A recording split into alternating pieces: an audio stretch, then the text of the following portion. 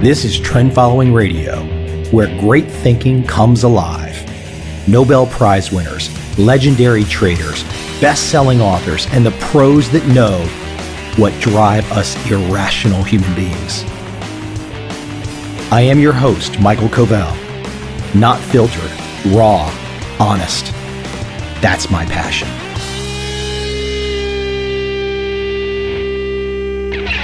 Lasse Pedersen is a finance professor at Copenhagen Business School and NYU Stern School of Business. He is also a principal at AQR Capital Management. His new book is titled Efficiently Inefficient. That's what we break apart today. I hope you enjoy this conversation.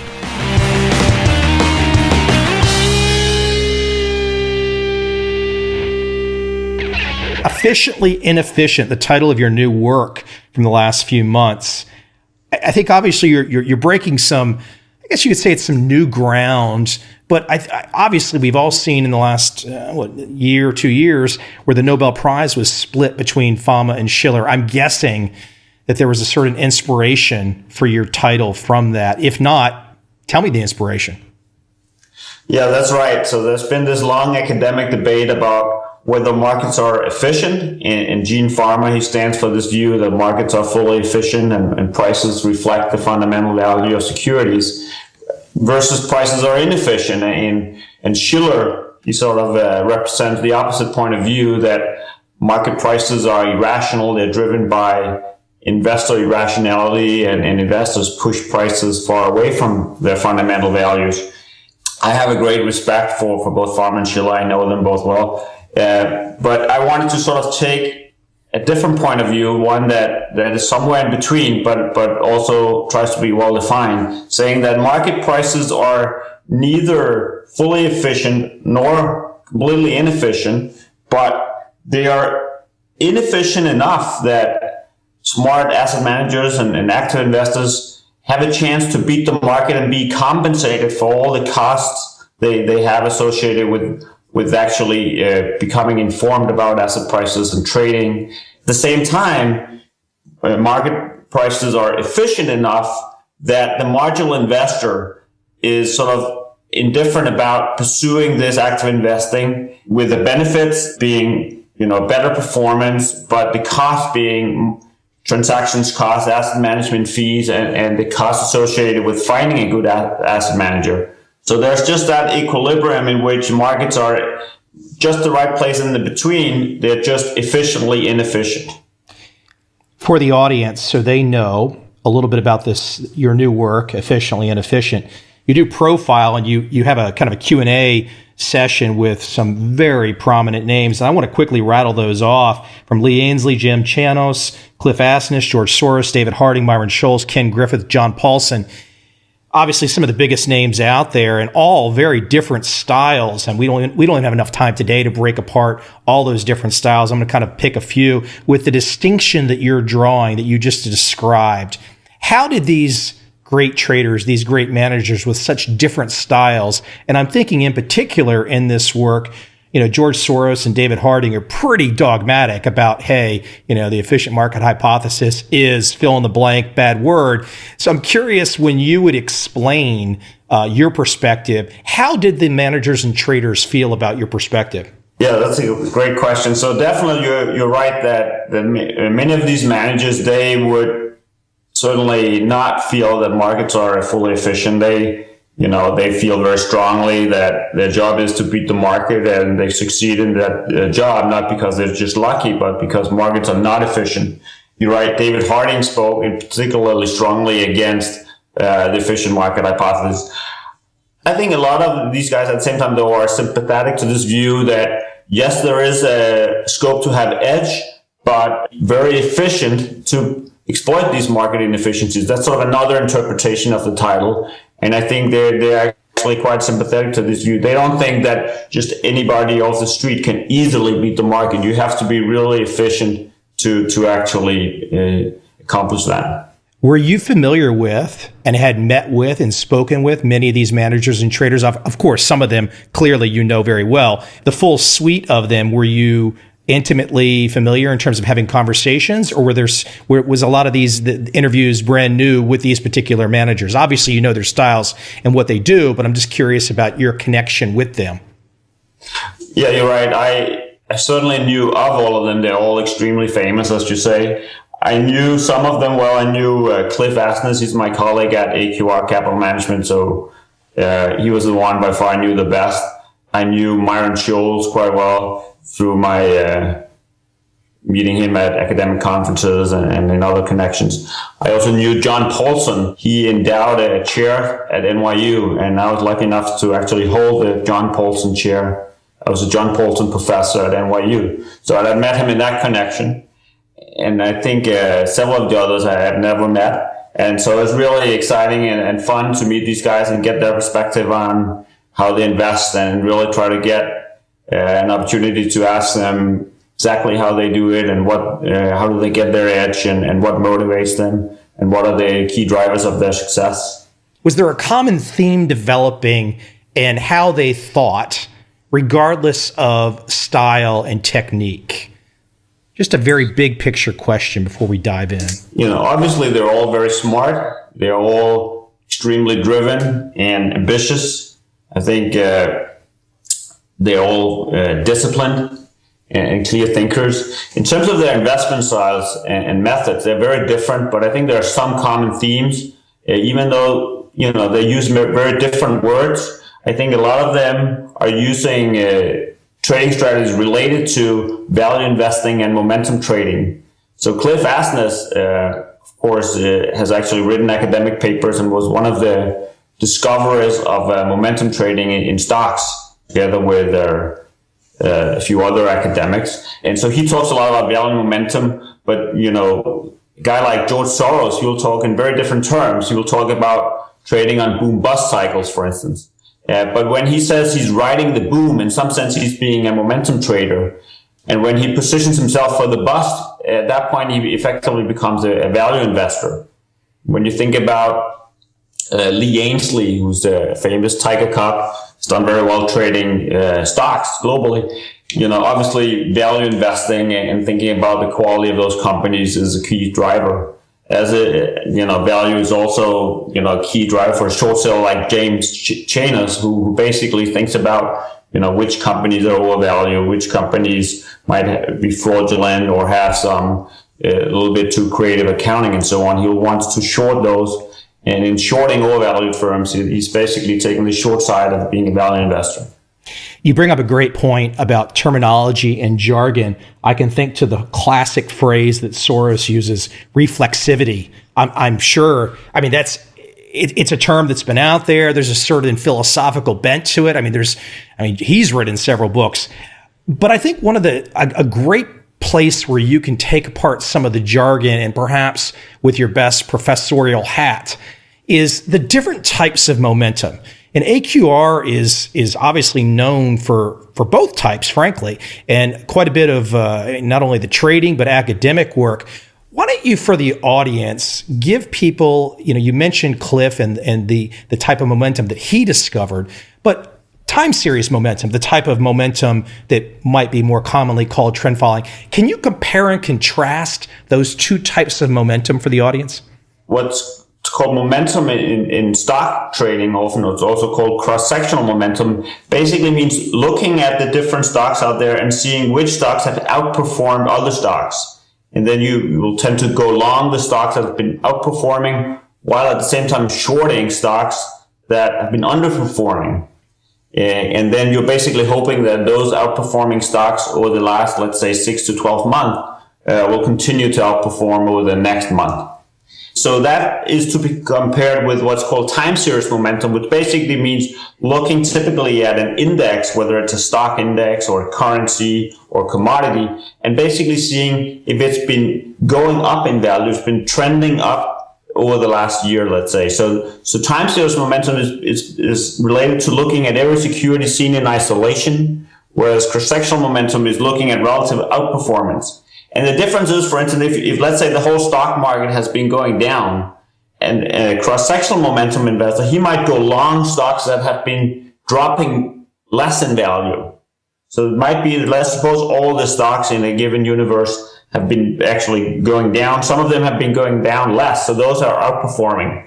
A cross-sectional momentum investor would buy those and short those that drop by more. Whereas a time series momentum investor or managed futures type of investor, he would just short all of them. He would say, they're all trending down. Let me short all of them. Going back to something you said as well, too, you mentioned the idea that some aspects of the technique of these very diverse traders and managers, that there's commonalities. I think one of the commonalities that I would love you to talk about is gambler's ruin, risk ruin. Yeah, they're certainly all quite aware of risk management, and several of them actually was also told me about some of their losing trades. I think a lot of them are obviously very happy about the winning trades, but they're also quite marked and have learned a lot from their losing trades. It's really important that you learn from your losing trade, but also that you don't go bankrupt from your losing trades. Are there any losing trades in a particular trader or manager that come to mind right off the top of your head? Yes, so Lee Ainsley talks about one particular losing trade where he had like a great investment thesis.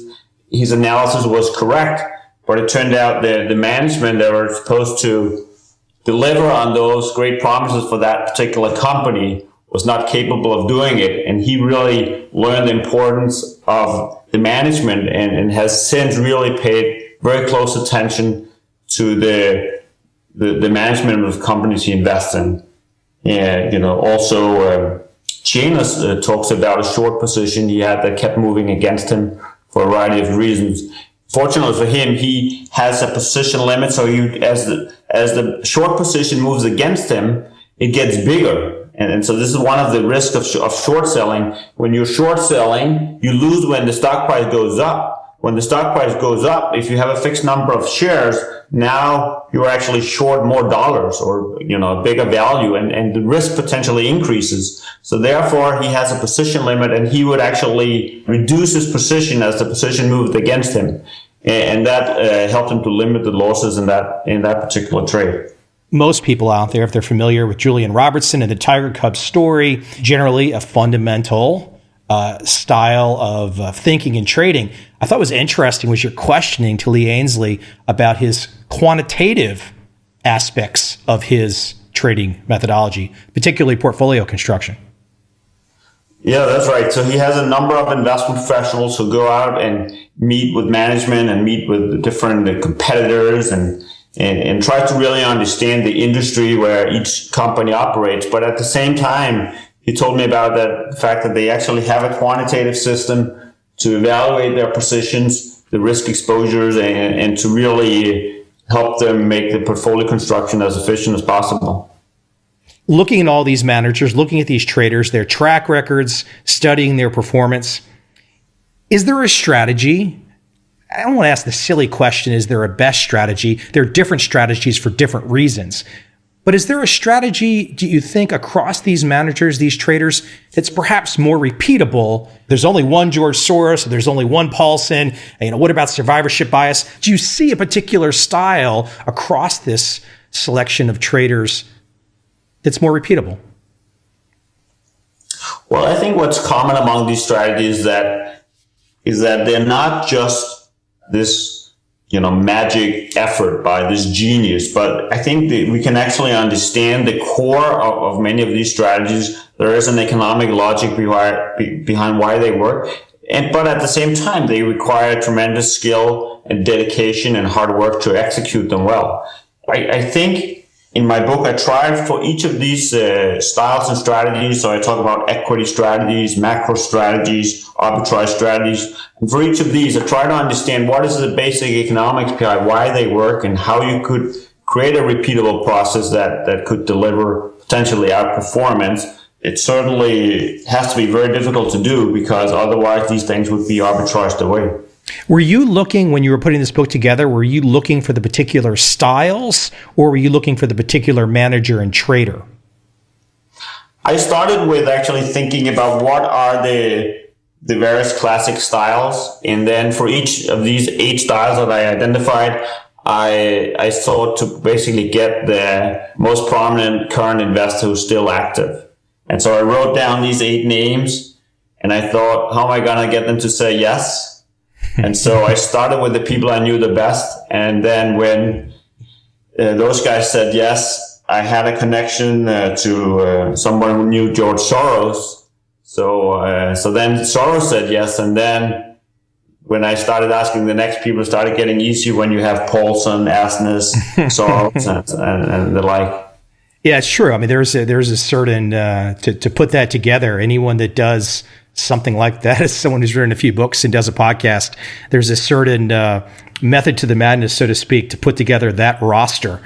Something that Cliff brings up that you have as a question, and you're talking about the difference between the real world and the academic world. I like his answer because, we can go back at a performance track record, for example, and you can look and say, well, there was a 3-year flat period, or there was a significant drawdown, but then you came out of it and everything was okay. Cliff points out that it's in the real world, it's not so easy to just look at track records like that, is it?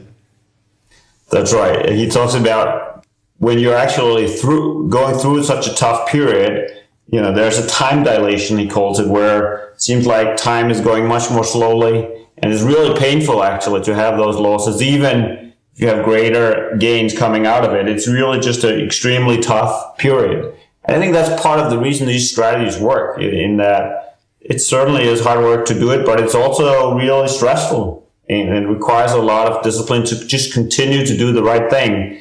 When you're starting to face losses, there's a lot of temptation to panic or, do various things that are not part of the original plan, because you think those losses might, be too difficult to handle otherwise. It's interesting too. A lot of the traders and managers that you put in this book, I mean, that's one of the things they have to deal with is on a daily basis or a monthly basis, whatever, dealing with clients and kind of making sure clients are on board with the strategy and understanding that there could be down periods, et cetera. I'd like to bring something up that I talked about in advance with you, which is Warren Buffett.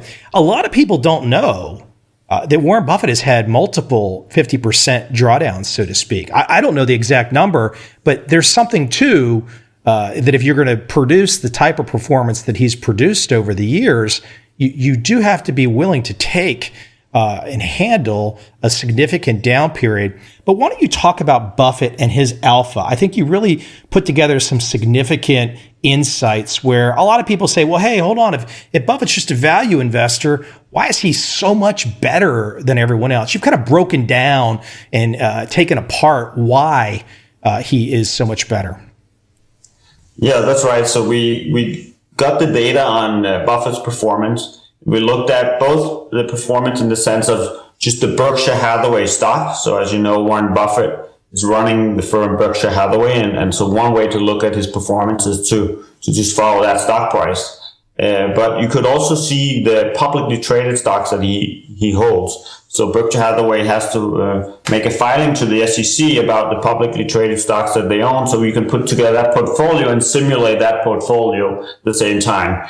And the first thing we looked at is just how good is Warren Buffett? How good do you need to be to become one of the richest people in the world? And it turns out his Sharpe ratio is about just over 0.7, between 0.7 and 0.8. Which I think actually surprised a lot of people when we showed them this number, because a lot of people had assumed that he had a Sharpe ratio above 1 or even above 2, as a lot of hedge funds are bragging about numbers in that range. It turns out he has had tremendously high return, but he has also had quite significant risk, leaving him with the Sharpe ratio, which is still incredibly impressive because it's about double the Sharpe ratio of the market. So for the risk he's taken, which has been substantial, he's actually, over the long haul, been able to deliver double the return relative to that of the market. So it's really an astonishing performance. And our research doesn't in any way try to diminish that incredible accomplishment. But so when other researchers have looked at it, they have recognized he's a value investor. He talks about being a value investor. And so you can also regress his return on the return to being a value investor, which is called the value factor. And that factor explains some of his performance, but only a small part, and it leaves a huge alpha, that's sort of a big unexplained part. What we then did is to say, well, let's also regress him on the return to being what we call a quality investor. So what he buys is not just cheap stocks, but he also buys high quality stocks. And he talks about that in his speeches and his writings, that he really likes to buy high quality goods and high quality companies at a reasonable price. When we actually regress him on both sort of the standard factor, including the value factor, as well as this, what we call quality minus junk, and also a factor that captures sort of more safe stocks, what we call betting against beta, then it turns out we can actually explain a large part of his performance and basically get a strategy that looks very much like his performance and has an ability to explain almost all his alpha. What we interpret that to be is basically what he is doing, what he's saying he's doing. Yes, he's a value investor, he's a quality investor. He likes to buy stable, profitable, high quality companies at a reasonable price. And those types of stocks have done well in general. The interesting finding is it's not just the quality firms that he has been buying that have done well, have been good investment. It's quality firms in general. And so those types of stocks in general have performed well. And he has benefited from being a very early investor to recognize that and exploit it. And he's been able to leverage it through his insurance company in a very clever and very smart way, and really performed extremely well as a result of those investment choices and that leverage strategy. Yeah, you mentioned leverage. He definitely is using leverage to a degree that perhaps the novice investor might not understand, but obviously he's doing it in a very smart way. But he's not a trader devoid of leverage. Yeah, that's right. He speaks quite negatively about leverage often, and certainly there are risks to leverage. If you look at his portfolio and his performance, you can see that he uses leverage in two ways. Number one is that you can simply look at his balance sheet and you can see that he has leverage. He has a number of liabilities. He's been issuing bonds, for instance, as one source of leverage, and he has a lot of insurance-related liabilities. And we estimate his leverage is about 1.6 to 1, meaning that, for every dollar of equity capital, he will then invest in $1.6 of companies. Another way to see that he's using leverage is, you remember I mentioned that we could simulate the performance of his portfolio of publicly traded stocks. We can look at the volatility, the risk of that strategy, and then we can look at the risk or the volatility of Berkshire Hathaway stock. Turns out the volatility of Berkshire Hathaway stock is bigger than the volatility of his publicly traded stocks. That certainly is consistent with the idea that the Berkshire applies leverage to the portfolio. So if you add leverage to a portfolio, then you will tend to increase the risk. And so that sort of ranking of the risk is consistent with leverage. It's just a tool, and he's using the tool wisely. That's right. Yeah. I want to go into this notion of backtesting, but I first want to start with a quote from Cliff Asness. Quote, "I think that good quant investment managers can really be thought of as financial economists who have codified their beliefs into a repeatable process. They are distinguished by diversification, sticking to their process with discipline, and the ability to engineer portfolio characteristics." For those traders out there today that call themselves more fundamentally driven or value, is there anybody that's not backtesting their world in 2015? Yeah, I think there's a lot of discretionary traders that will look at a unique special situation that you might have a very hard time backtesting there. So if you're an event-driven trader and there's a new type of event, perhaps you can't backtest that, but perhaps you can still convince yourself that you're buying something at a discount to its fundamental value. You're relying on the general principle that sort of buying things cheap has worked over the long term. You might not be able to backtest in a more scientific way this type of strategy if you're trading a new type of securities and so on. So I think actually probably still the majority of investing is done in a more discretionary manner. Do you think, though, that guys like Harding, guys like Asness, with this mindset of testing and this quantitative mindset, is it slowly making a dent in the consciousness where perhaps investors in the future are going to say, you know what, we want more than the discretionary ability. We want to really understand from a scientific, are some of the guys winning over the head space, or is it still in the early stages, so to speak? So I myself, as you know, is a quant investor. I am a strong believer in, using scientific methods to evaluate investment strategies. But at the same time, I try to keep an open mind. So I don't want to say that one method is better than the other method. I think you're right that the more scientific way of investing has basically made large inroads over the last 20 years. But at the same time, I think there is a role for it. And I personally have a great respect for some of the more discretionary traders that, when Chainos, for instance, is finding, funny things in the accounting numbers in a way that you can't really get a computer to do right now, or when other discretionary traders are doing things that cannot easily be codified in a computer because it's more relying on more soft information or different case-by-case type of analysis. I personally have a great respect for that also.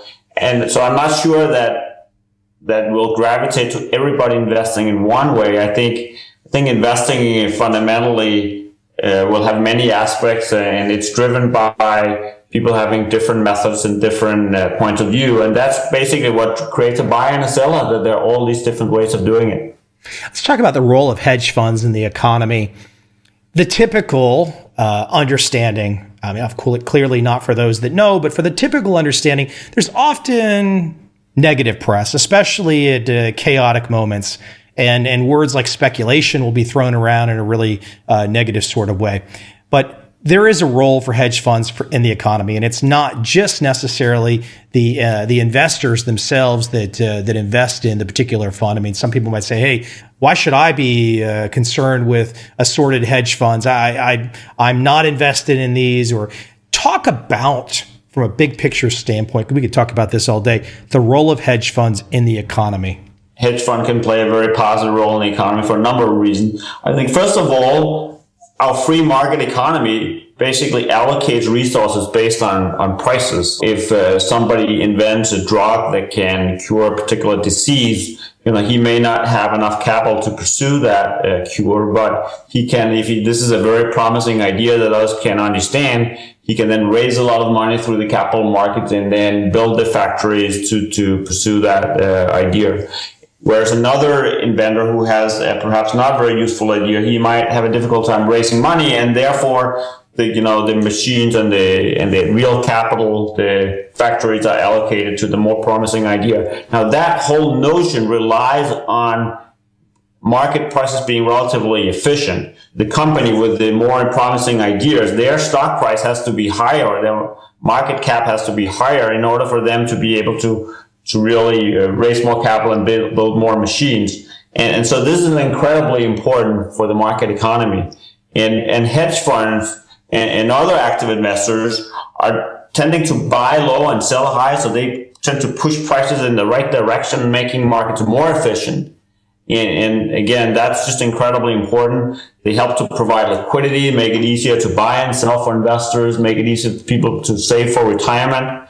A lot of large pension funds are invested in these types of vehicles, and hopefully hedge funds and other active investors contribute to their performance, although of course they take large fees and they keep a lot of the benefits for their own sake too. So I think certainly fair to say that investors should be very concerned about the fees and to what extent they themselves enjoy the benefits of those investment strategies. You ask a question to David Harding in the book, and you ask the question essentially is, does your research suggest that it's better to have the same type of model for every instrument, or is it better to have a very specific model for each one? Why don't you talk about his response and your feelings about the response, your experience as well? Yeah, so I agree with his response that it's very important to have a very robust model that works across a number of different securities. It's often tempting to really tailor your strategy so it looks like it's the best for every asset. You might want one particular managed future strategy for gold, another strategy for wheat, yet another strategy in commodities, and so on. If you try to do something like that, you might get an extremely good performance in your backtest, in your simulation of what would have happened in the past, because you're able to tailor this. But you might be exploiting a lot of noise, a lot of randomness, and you might actually may end up with a model that works less well going forward in the future, when it really matters, when you're actually trading for live ammunition, and when it's really important that your model works.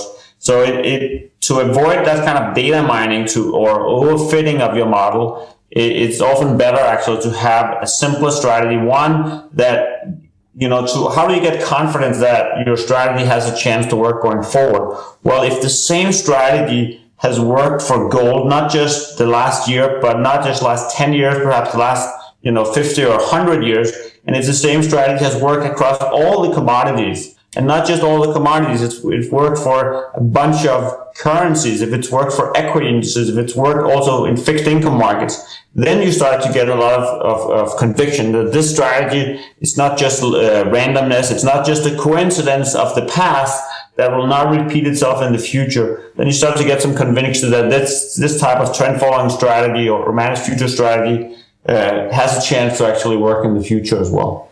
You were part of the AQR study, the Century of Evidence on Trend Following, yes? That's right, yeah. Was there anything in terms of going into that project? I mean, you obviously had ideas about how things might unfold. Were there any elements or insights going through that process, doing that research, doing that study that surprised you? Well, it was a quite exciting project, actually, because we had been doing a lot of research on what are the best trend following strategies, and showing that some relatively simple trend following strategies actually have performed extremely well over the last 20 to 30 years. And they've worked on average, not every year or every day, but on average for every instrument we looked at, which is sort of unusual. You sort of think that it's going to work perhaps at the portfolio level, but not necessarily for every instrument in the portfolio. But we found this very consistent performance even at the instrument level. So we were thinking about, wow, this looks really robust, but how can we get even more conviction? How can we get another out-of-sample study? Of course, one out-of-sample study is just waiting and looking at the live performance going forward. We didn't have the patience for that, so we said, well, let's actually go ahead and collect data, historical data on prices that are earlier than what we had looked at before. So rather than looking just over the last 20, 30 years, let's look at a full century of data. We were a little bit worried, of course, that what it seems like such a robust result maybe, didn't work the 60 to 70 years prior. But to our surprise, it actually had worked really extremely well also historically, and about as well as in the more recent sample. You mentioned in your book about the arms race and high frequency trading. I think there's an arms race amongst trend following managers to see how many centuries they can go back, right? So I think you guys inspired with your first paper. I think several others have come right after, huh? That's right, yeah. One of the things in your conversation with George Soros, he talks about that you should not risk a significant part of your capital. Therefore, if you have a good run and you're making a lot of profit, you can risk your profits more than you can risk your capital. That's a very classic time series momentum trend following type thinking, a very quant thinking. Did you talk to Soros about the implementation of his strategies? Because, he has this very philosophical view. Did you talk to him about implementation at all? Yeah, I think he has a different way of implementing it, not so quantitative, but he's also very concerned about, the downside risk versus upside risk. So what he's really hoping to find is a strategy or a bet that has a big upside potential and a limited downside potential, and then put on a lot of money into that bet, like he did on the British pound. And he talks about, he had the courage to really put such an enormous position on the British pound, because if the pound broke, he would make a lot of money. But given that it was trading in a band, there was almost no risk that it would make a large move going against him. And that type of thinking actually, he told me, inspired John Paulson in the way he sized his subprime bet. So I asked actually John Paulson whether it was true that he got the idea to size the bet he did the way he did from Soros, and he confirmed that in that interview. So that was sort of a fun back and forth. Yeah, it's those kinds of guys. I think everyone has to look with deep admiration, because many of the traders that you talk about in your book would not have the latitude to take those kinds of bets. There's a certain discretionary element. I can use some interesting sports metaphors and some kind of randy language to describe it, but let's just say it takes a certain amount of gusto to do what those guys do in terms of their big bets, doesn't it? It definitely does, yeah. And to keep riding at them when they've made a lot of money, to not just fold and but be satisfied, but really just keep the bet on until it's really delivered its full potential. Is there anything else that you would like to tell the audience about this work in particular? I mean, like I said, throughout this conversation, people are just going to have to get it and read it. It's dense. There's a lot of different directions that you go. Is there anything in particular that you want people to understand before they read it? I think definitely. I hope people will find it interesting if they would like this combination of interviews with what I view as the 8 of the best managers out there, combined with sort of the economic thinking that goes behind those strategies and a more thorough analysis of how would you actually pursue those strategies, and what does it tell us about how markets work and how efficient capital markets are. Where's the best place that people can go to find out more about you and your firm? Clearly the book is on Amazon right now. Where can they go? I have a personal website, lhpedersen.com. AQR is obviously at aqr.com. Appreciate your time today, sir. Thank you.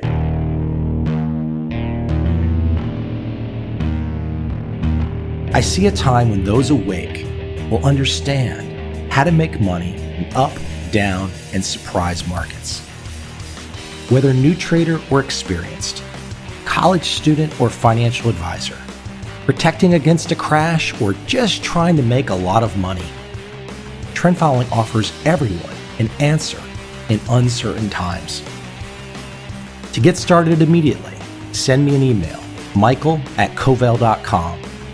I will send you the right trend following steps to take along with my free video. But if you want to buy and hold, trust the government and trust Wall Street, this is absolutely not for you.